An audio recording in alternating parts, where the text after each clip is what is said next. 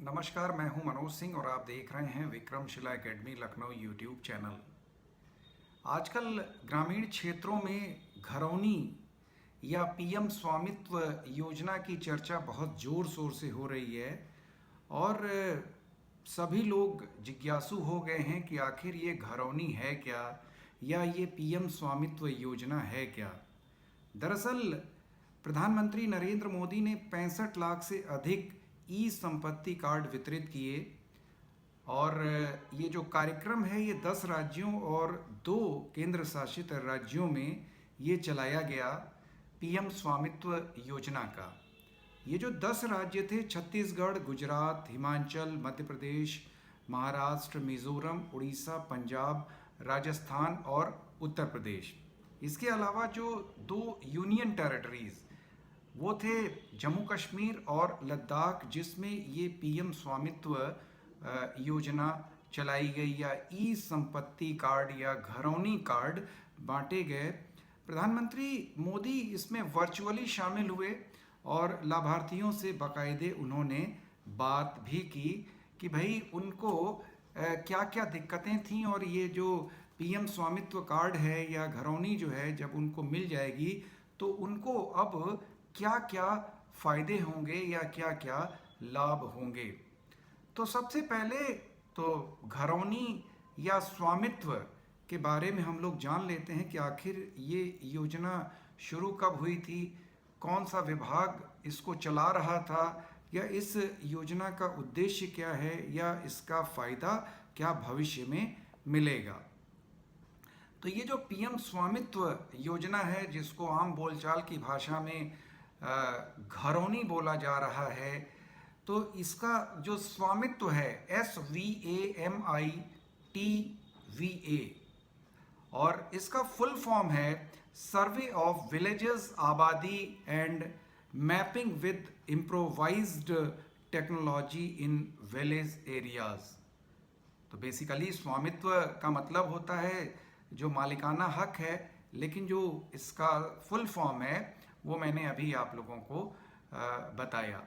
तो ये योजना शुरू हुई थी 24 अप्रैल 2020 को और हालांकि बीच में कोविड का दौर आया था, लेकिन उसके बावजूद ये योजना अपने लक्ष्य को समय से पूरा करने में सफल रही। अब ये योजना चलाने में जो मुख्य भूमिका थी वो पंचायती राज विभाग भारत सरकार की थी। हालांकि इसमें जो भारतीय सर्वेक्षण विभाग है उसने भी मुख्य भूमिका निभाई इस सर्वे में, जो ड्रोन के माध्यम से रूरल एरियाज़ में ग्रामीण क्षेत्रों में किया गया। इसके अलावा राज्य के जो राजस्व विभाग हैं उन्होंने भी महत्वपूर्ण भूमिका इसमें निभाई। तो ये तो सैद्धांतिक पहलू हुआ। दरअसल जो लोग भी ग्रामीण परिवेश से निकट से परिचित होंगे, जैसे शहरों में तो लोगों के मकान हैं, लोग ज़मीन खरीदते हैं, उस पर मकान बनाते हैं, उसकी रजिस्ट्री होती है, एक बाउंड्री होती है और उसका स्वामित्व या रजिस्ट्री का पेपर आदमी रखे रहता है और एक तरह से सेफ फील करता है। बैंक से उसके ऊपर वो लोन ले सकता है, किसी और को वो बेच सकता है, उसका जो उत्तराधिकार है वो ट्रांसफ़र हो सकता है, उसका डिवीज़न हो सकता है, बहुत आसानी होती है, किसी भी प्रकार के विवाद नहीं होते हैं, पड़ोसियों में झगड़ा नहीं होता है। इसके अलावा बेटियों के अधिकार, जो महिलाओं के अधिकार हैं, वो भी उससे रक्षित होते हैं, क्योंकि अगर किसी पिता के एक पुत्र और एक पुत्री है तो उसके बाद पुत्री के अधिकारों को भी मान्यता मिलती है उस मकान के या उस संपत्ति के स्वामित्व में। तो शहरी क्षेत्रों में तो जो घर हैं वो काफ़ी हद तक एक प्रकार से स्वामित्व उनका प्रूव हो जाता है कि इसका मालिक कौन है। लेकिन गांवों में आज भी जो खेती योग्य ज़मीन है या एग्रीकल्चरल लैंड है उसका तो डेटा जो है वो राजस्व विभाग के पास होता है, गांव के लेखपाल के पास उसका डेटा होता है, उसका लेखा जोखा होता है कि किस व्यक्ति के पास कितनी भूमि है, कहाँ पर है, उसकी चौहद्दी क्या है, ये सारा कुछ तो रहता है। वो क्या बो रहा है, क्या उपजा रहा है, सारा ब्यौरा राजस्व विभाग के पास रहता है। लेकिन जो गांव का जो रिहायशी एरिया है यहाँ या जहाँ पर गांव के लोग रहते हैं, जिन्होंने अपने मकान बना रखे हैं, पहले तो कच्चे मकान होते थे, अब आज की तारीख में तमाम पक्के मकान, शानदार मकान गांवों में भी लोग बनवा रहे हैं, खेती किसानी की कमाई से, व्यापार की कमाई से, या बाहर अगर कोई लोग नौकरी वगैरह कर रहे हैं तो वहाँ से ला करके वो अपने गांव में मकान बनाते हैं। लेकिन दुर्भाग्य से अभी तक गांव में बने मकानों का कोई लीगल डॉक्यूमेंट नहीं होता था। जैसे शहरों में क्या होता है कि रजिस्ट्री है, या अगर आवास विकास या विकास प्राधिकरणों के द्वारा आवंटित मकान है तो उसका पूरा एक लीगल डॉक्यूमेंट होता है, जिसको रख करके व्यक्ति सुरक्षित महसूस करता है, उस पर बैंक लोन ले सकता है, विवादों से बच सकता है, उत्तराधिकार डिसाइड करने में आसानी होती है।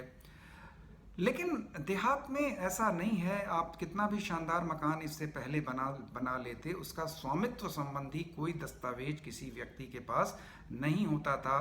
किसी को मकान बनाना होता था, उस पर लोन लेना होता था, तो वो बैंक से लोन नहीं ले सकता था, क्योंकि बैंक भी लोन तो उसी को देगा जिसके पास डॉक्यूमेंट्स हैं।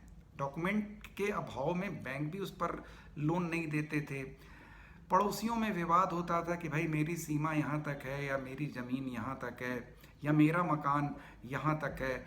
उत्तराधिकार संबंधी विवाद भी लगातार गाँव में होते रहते हैं और इतने गंभीर रूप वो धारण कर लेते हैं कि कई बार कानून व्यवस्था से संबंधित दिक्कतें आ जाती हैं। तो ये जो पीएम स्वामित्व योजना या जो घरौनी योजना है, या जो ई संपत्ति कार्ड जो वितरित किए जा रहे हैं, इन्हीं सब दुश्वारियों का इससे अंत हो जाएगा कि ग्रामीण क्षेत्रों में भी जो योजना बनाई गई कि ड्रोन से सर्वे किया जाएगा। पंचायती राज विभाग भारत सरकार के सौजन्य से, भारतीय सर्वेक्षण विभाग के सहयोग से, और हर राज्य के जो राजस्व विभाग हैं उनके कर्मचारी ड्रोन से सर्वे करेंगे और वहाँ के लोकल लोगों से डेटा ले करके, ड्रोन से साइंटिफिक डेटा ले करके डिजिटल फॉर्म में किसका मकान कौन सा है, उसकी चौहद्दी कहाँ तक है, उसका पड़ोसी कौन है, ये सारा डिटेल इस पीएम स्वामित्व योजना में डाला गया है।